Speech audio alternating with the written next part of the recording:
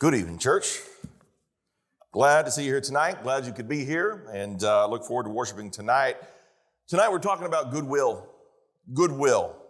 The idea that someone's got your best interest in mind as much as possible. The idea that you have someone else's goodwill in mind, their best interest in mind, because you care, you love them. You remember being excited about getting phone calls? You ever have that? Do you remember when you were younger, back, and now I'm speaking to the people when we had phones attached to the wall and we would have those long, long cords, and we'd sometimes stretch them out. When your friend would call, man, it was the best.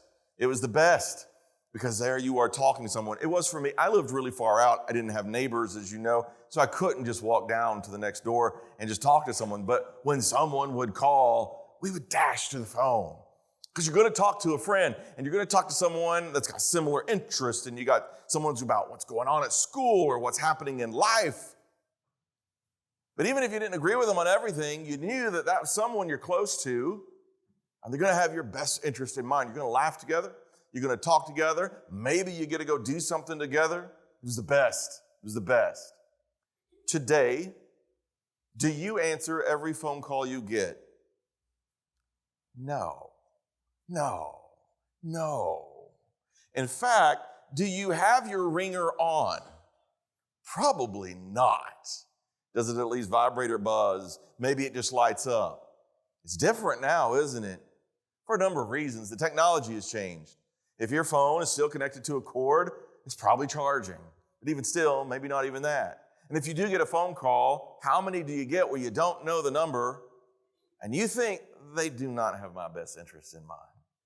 You owe back taxes, your car warranty is out, we can help you, give us your information, vote for whoever we say to do, on and on and on and on, and it becomes noise, just noise and noise and noise. Sometimes you look at the phone, and when I was on that mission trip and didn't have access to it, I was like, this is freedom, man. This is freedom. But then the Wi-Fi came on and I jumped right back on it, talk to people. We connect with people, but especially people that we know have our best interests in mind. And it seems like it's harder to stay connected in that way, and we've been talking about connectedness. And it's easier for us to appreciate, though, the people that really do. The people that always have your best interests in mind, who want what's best for you. They have goodwill. Seems a little rare today in some regards. But how much more should Christians be known for that?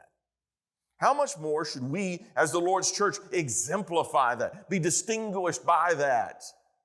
And it's easy to think, well, man, I'm basically a good person, right? So I kind of got that one down. But tonight I want us to think, even if we do have it down pretty good, like really good, how far do we extend it? Because in the Bible, we find these amazing examples of goodwill. I mean, they challenge us.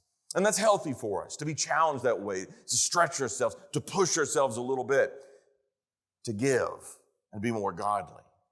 Let's look at an example from the Bible. I think this is a tough one. Maybe for you, like, of course, no problem. For me, I think it's a tough one. Go to Genesis chapter 37 through 50. We are not going to read the whole thing, but a recap of it that's going to lead us to a point of goodwill. This is the story of Joseph and his brothers. Joseph and his brothers. Now, in Genesis chapter 37, in verse 2, I believe it is, it tells us that Joseph was about 17 years old when this unfolds. 17 years old, and he has some dreams, and his father really holds him up. He gives him the coat of many colors. But his brothers, they wrestle with this. In fact, they can't stand him. And it's to such a point that when they see him coming, when the father tells them to come, in Genesis 37, verse 12, his brothers went to feed their father's flock in Shechem.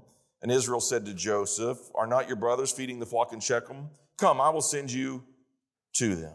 Down to 18, when they saw him from afar off, even before he came near them, they conspired against him to kill him. What? This is your brothers, this is your family, this is people that should be looking out for you above all the other people, and they see him from afar off, and their desire is to kill him. Reuben speaks up, says, let's not kill him. Let's not kill him at all. Shed no blood, but cast him into this pit. which is in the wilderness, and do not lay a hand on him, that he might deliver him out of their hands and bring him back to his father. So Joseph goes. They do cast him into a pit. They lie about his death to the father, and they sell him into slavery. That is not Goodwill. A fine example. Seems pretty obvious, doesn't it? But he's sold into slavery, and God's with him because he's sold to Potiphar. And while he's serving with Potiphar in Potiphar's house, he levels up and he rises to a position of authority, and all the things that he's over, God blesses him, and it becomes bountiful and good for Potiphar's family and his business, and for Joseph as well, until Potiphar's wife corrupts the situation.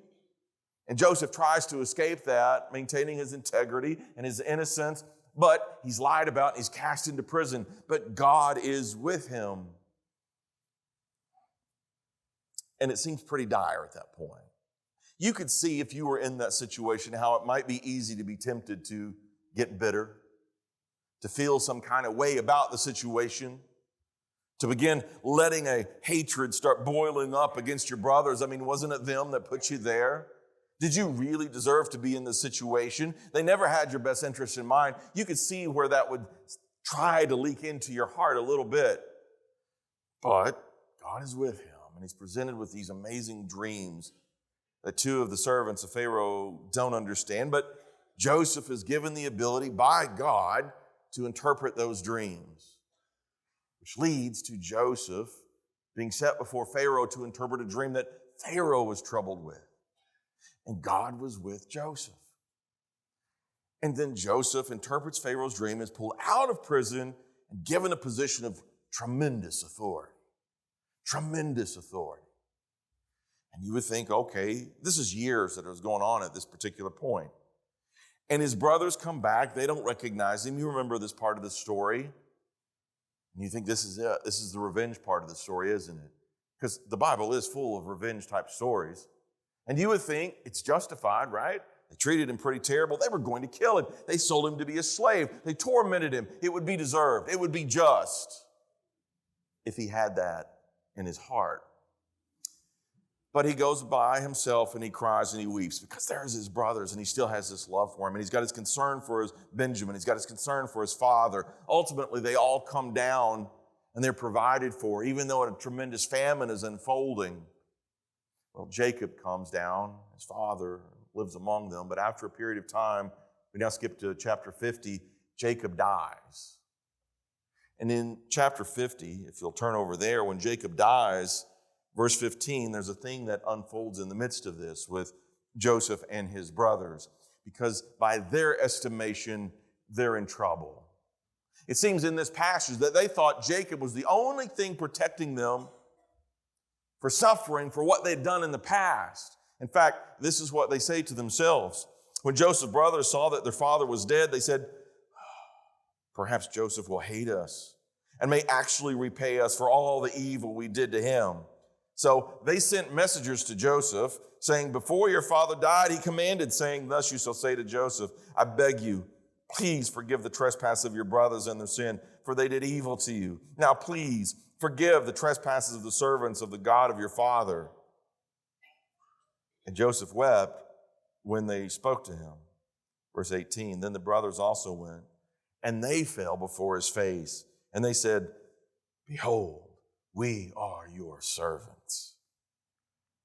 Joseph said to them, do not be afraid, for am I in the place of God? Verse 20, but as for you, you meant evil against me. He didn't forget. But God meant it for good. God meant it for good. In order to bring about, as it is to this day, to save many people alive. Now, therefore, do not be afraid. I will provide for you and your little ones. And he comforted them, and he spoke kindly to them. This is mind-blowing to me. From a human to a human, how often does this happen? It seems like such a challenging thing because this isn't just a story. Because of the goodwill, it distinguishes it as more than just some story. This is a passage, a narrative that God put in the Bible. Holy Spirit inspired Moses to write this down, and it's intended for us, for all the people from the time that Moses wrote this down until even now in the church in the future, we read this story and we're challenged to be moved by it. Certainly appreciating the historical nature of what was taking place and God's hand moving in the lives of men to keep them safe, to protect them, that God would want good things to come for his people. That's a message that just seeps through every bit of this. God wants good for his people. And he allowed Joseph to participate in that.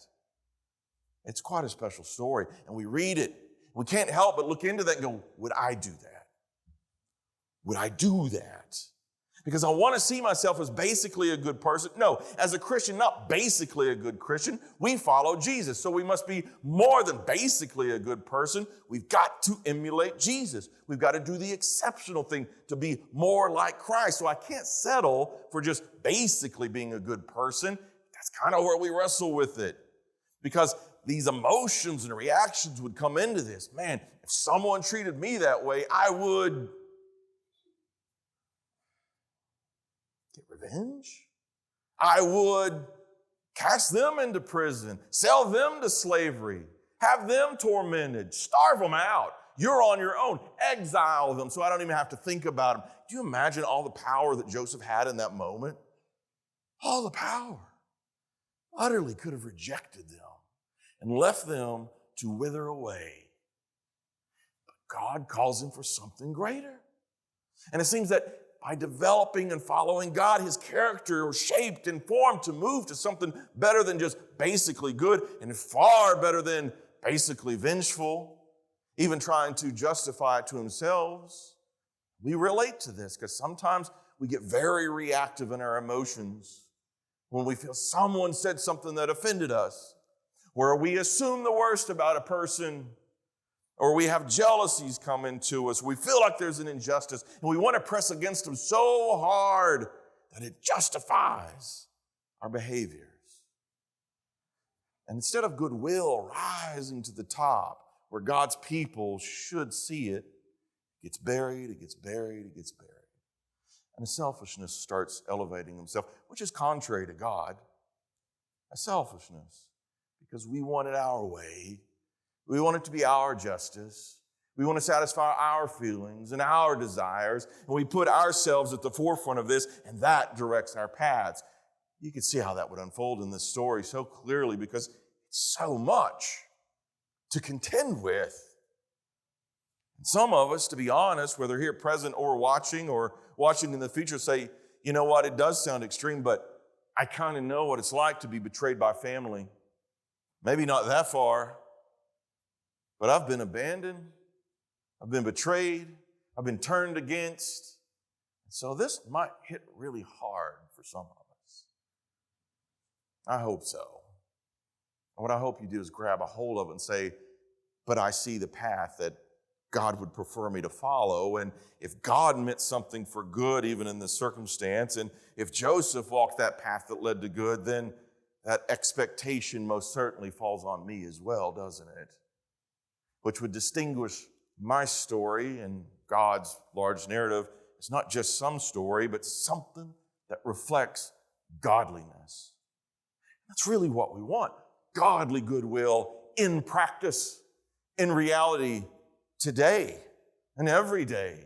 And at the forefront of what we do. Not something we wrestle to pull out of ourselves and give into the world, but at some point, this must become what is natural and normal, and more than just basically Christian, exceptional lives. That's what you're called for. That's what you're called for. So how do we do this? How do we do this? How do we make this happen? Because again, we may think we've got it kind of dialed in, and we think, oh, I'm pretty good, kind of have a good outlook, maybe even very optimistic in life. It's challenged sometimes, isn't it?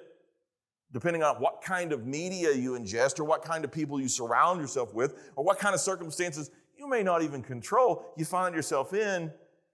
You try to get a nugget, a gleaming something, a sliver of goodness in there, and we kind of think okay with that, but we kind of got to push it, don't we? We can't just settle in the midst of it. In fact, we may go out and do good from time to time, but the question we ask ourselves, how much? How much do I let God's goodwill pierce into my life and come out of it by the way I use my hands to serve other people. Because did you notice that's what Joseph did? It wasn't just that he had a good feeling towards his brother that seemed incredible to have in and of itself, but he took care of them and their children, and he comforted them in addition. This wasn't just some abstract thing he felt kind of good about. He got into it. He really got into it with them. Amazing.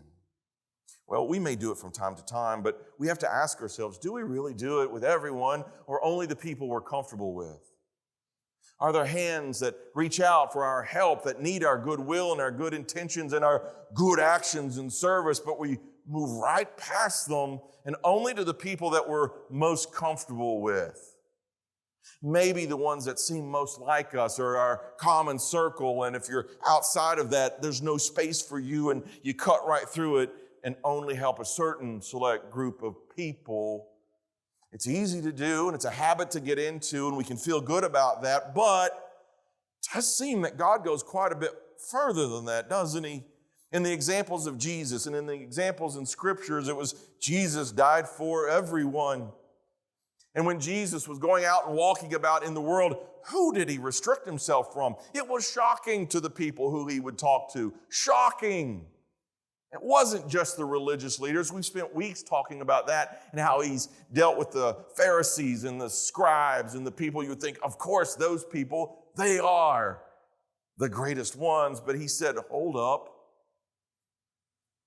Those sinners matter to me. Yeah, they may look filthy to you, but they matter to me, and I'm here to save them. And even a man like Zacchaeus, with a lot of people murmur that he would even go to his house, Jesus says, yeah, but he matters to me. And that Syro-Phoenician woman, a Gentile, pagan woman, you would think they would say, well, Jesus, what are you doing? He said, but she matters to me. And as you go through the Gospels, just the Gospels, Matthew, Mark, Luke, and John, you would see that Jesus' goodwill was to all people. All the people. In fact, 1 John chapter 2 says he died for all of us. He didn't restrict his hand. Even as I said this morning, his goodwill on the cross was for the forgiveness of those people that called for his death. Oh, my goodness. Exceptional, yes. But we're his people. We're called to such things. And so our expectation for ourselves should be to stretch ourselves, push ourselves, challenge ourselves. And as Rodney said in his prayer, not grow weary in doing good. Not only for the people that we are comfortable with, but for more than that. All the people. It's a challenge. It's a challenge. Sometimes we find it quite easy and are also challenged by our own selves, our own pride, our own ego. And when we extend goodwill, what we find that we're doing is only pointing to ourselves and how we want to see ourselves in other people. And I'll be good to that. And sometimes we project how we want people to be, to fit in our conception of what they should look like. We don't mean it all the time, but I bet you've been on the side of it. You ever received a present from someone and you're like, what in the world? And you find out it's what they would have wanted as a present. It's so funny. I love those presents. They're in a special place. I love them. Well, at least they got you something, so be grateful for that.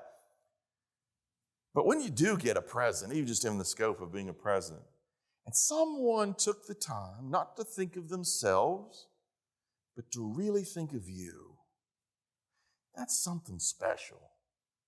Or someone is fixing a meal and they didn't think of themselves, what they want most. They took the time to sit and think of you first. That's pretty special. Or when you go out and there's a stranger and you've got your agenda for the day and you got a whole list of things that you've got to do, but you know that they look busy, but they stop and they give you a consideration, a kindness, a gesture, such a simple thing, and they give that and make time for you. It's a little more meaningful, not complicated at all. But when you see someone do that and it's so natural to them and easy to them and kind of fun, man, that's the way life ought to be. Goodwill just abounds. Friday, Andrew and Will and I went to eat at Culver's, and there was a funny moment in which we found that we were not like most of the people there. And as we were leaving, even lots of people were coming in. and I held the door open. Andrew held the first door. I was holding the second. It was a lady that came in. And I thought that was it. We're going to hold, of course, you're going to open the door and hold it for her. And then this guy came in, and I realized I just let go of it. I was like, oh, what have I done? And I went and opened it back for him. I said, I am so sorry. It was the older gentleman. I was like, please forgive me. He's like, I do forgive you. And then he walked in. I was like, that's awesome. Meaningless in the grand scope of things, and yet not. Because it's reflective of our relations with people. And it's bringing a truth of Christianity and the way life should be, that our intentions, even for strangers, must extend beyond ourselves and our own conveniences to another person we don't even know. It really changes the way that we live life and view community and view the people we're around, but it's something that we give. It makes all the difference in the world. So a limitation of self only, it's a corrupter. And Joseph didn't do that as well. I think of the way that Jesus did look at specific people. I think a really good example for us to bring this into what Jesus would do in the moment, and one that it's not that extreme, but I think we have challenges with it today, is considering the woman at the well. The woman at the well and the time that Jesus spent with her in John 4, because from a worldly standpoint, you would think there's no way.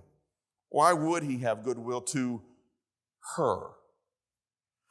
Jews and Samaritans didn't get along. Her first words to him were kind of strong, not really inviting, could have pushed him away. From a human standpoint, would say, okay, whatever, I'm done with you, lady, and move on. And she may have said, look at this guy, done with you, buddy, move on. But there's something else that's happening in John 4. That sense of goodwill seems to be taking the initiative, not letting things obstruct it happening, and pushing it in a healthy way to build a relationship with someone. She didn't know who he was at the beginning. She knew a lot about him at the end. And that's the blessing because of his goodwill. If you turn over there in John chapter 4, listen to what has happened here. He's passing through Samaria and he's stopping to get something to drink. It's the 6th hour, about noon. In verse 7, a woman of Samaria came to draw water, and Jesus said to her, "Give me a drink." For his disciples had gone away into the city to buy food. Then the woman of Samaria said to him, "How is it that you, being a Jew, ask a drink from me, a Samaritan woman?" For Jews have no dealings with Samaritans. Now, the wording of that is quite interesting. I wouldn't read as much into it as we would have today. If you phrased it like that today, you have chosen your words very poorly. So don't. But she's looking at him as other. In fact, she's looking at him as someone who is invading the norms. He's invaded the norms and put her perhaps at an inconvenience because of this. It might be easy for her to take offense at this, to be put off at this, to be pulled into a thing she had no interest in doing. She's getting water. And what is this man, Jewish man, in which they have contentions between the Jews and Samaritans? Why is he asking her for a drink? Why didn't this guy even have his own containers to get water? Jews and Samaritans had different religious beliefs, different places of worship. To be fair and to be true and to be accurate about it, the Samaritans had their own view of the Savior and the Messiah and what that expectation was. They had their own view of what that would accomplish for them as Samaritans. It was a different path than what the Jewish people would have. So, who are you, Jewish man? He could have taken offense. He could have been put off. But Jesus has goodwill. And goodwill overcomes that need to take offense. Goodwill overcomes the sense to assume the worst about someone. Goodwill, when you have it in a godly way, overcomes these obstructions for people to connect together. And that's what we want to gather out of this. How do we overcome the assumptions? And how do we overcome the offense? And how do we overcome the obstructions for connecting with other people? Be there our own prejudices, our own habits, or someone else's. But she comes pretty strong to it. But Jesus has goodwill. He wants the best for her. And he's going to keep offering it to her. Jesus answered and said to her, "If you knew the gifts of God and who it is who says to you, 'Give me a drink,' you would have asked him, and he would have given you living water. So generous.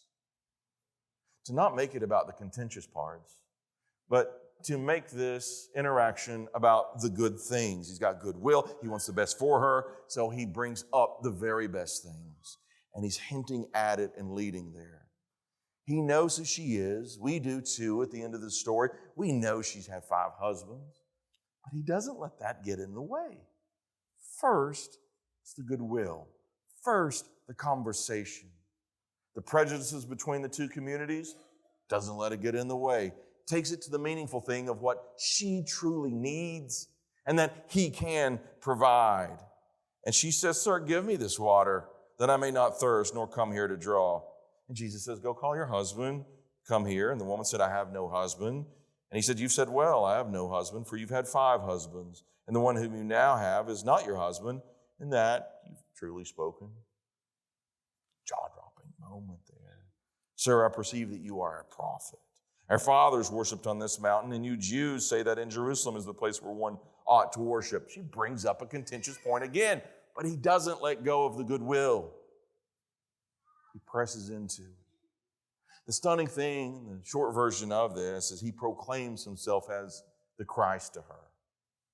Can you imagine? This is so early in his ministry, but it shows the extent of goodwill that Jesus has. It's so early in his ministry. John 2, he performed his first miracle. And now here he is only in John 4, and he's proclaiming that he is the Christ, the Messiah, to this woman who's of no consequence in the great scheme of religious teaching and theology at that time. She was of no consequence morally because she had 5 husbands.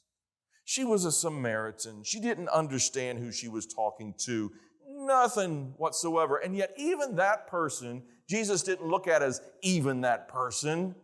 She was a soul, a precious soul, a human being, created in his image, created by him, who is the creator, that he would die for. And he was giving her this moment, this time, and he let nothing obstruct that. It was pure good will to give, to give, to give for what's best for her. And it had a profound effect on her. She ran to go tell the other people, "I found the Christ, the Messiah." And they believed. And then they came to him and they believed. There's an effect of goodwill. There is an effect. But Jesus points to it in quite an interesting way, and that's a helpful way. If we're going to be people of goodwill, and I don't want to sit here and go like, "I've got it, I don't really need to think about it," then we need to think in a bigger picture. What pleases God? When we interact with people or groups of people, our first thought should be, what pleases God in this moment? In Genesis chapter 50, when we read and we hear that Joseph said, God meant it for the good, he could have left it at that. God's the one making this happen. I have nothing to do with you. He could have separated himself, but he didn't. He attached himself with God's perspective on this. If God meant it from good, then he is going to want it for good. And he participated, not just on an emotional level that he kept internally, but externally. He would forgive them. Externally, he would provide for them. Externally, he would comfort them as they were lamenting and hurting because of the pain they did and because of the fear they had that he might put them to death. It pleased God that he would have the character of God. It pleased God first that he would think, what's best for God's plan? That's what was the overarching thing that led him through in his goodwill. And that overcomes the assumptions, that overcomes the hurt, that overcomes the jealousies, that overcomes the vengeance, that overcomes and conquers all of that. And God says, what pleases me? You can do that too. Let that be the first thing that leads us. What pleases God first? There's a lot that tries to get in the way of that, and we have to be people who, when we sense that, even if the first thing in our head is those emotions, those reactive emotions, if that's the first thing in our head, we've got to mature to the place where we say, no.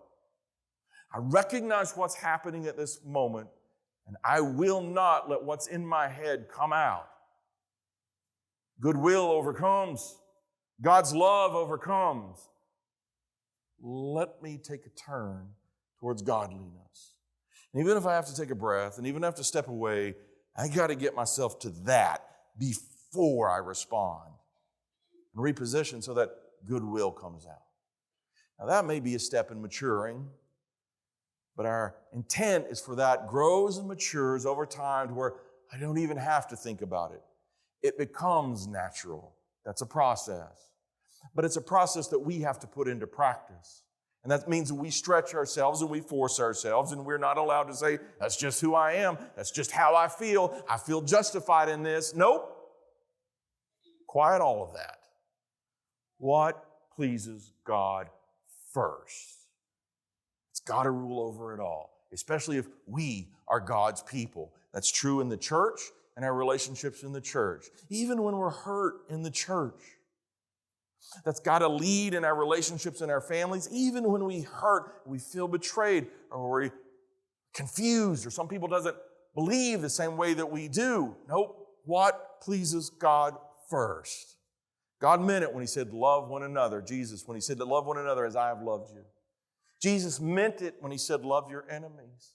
Jesus meant it. The Holy Spirit meant it. And when he inspired Paul to write in Romans chapter 12 to as much as you are able, as much as on you, live peaceable with all men. These aren't empty words. What pleases God first? Second, it requires a little bit of thinking, a little bit of effort. It requires us to get ourselves out of the way a little bit. When we approach situations with other people, what do they need? Jesus knew what this woman at the well needed. He knew. Obviously, he's God. He knows the hearts of men, and he knew the situation with her. But with experience, we began to be able to understand people and see what they need. Sometimes you've encountered someone and they're just raging out at you. You've been in that situation and you go, what is this? Or you're like, what is this? How dare you? What is happening? They're hurting for a reason. If I have goodwill and I lead with goodwill and I lead with what God wants first, let's keep back what I want to do or my reactive emotions out of it and go, what's best for this person? It does require you to have control of yourself, self-control. One of the most critical fruits of the Spirit, self-control. Last one, I think it's the one that people like to talk about the least. Love, joy, peace. Oh, we love those. Self-control, hold your horses, because I got to take responsibility. And I got to start having awareness of other people. That's a tough call. But not if we put the effort in. And we stop and look at the people and say, but God loves this person. I love this person. This person is struggling.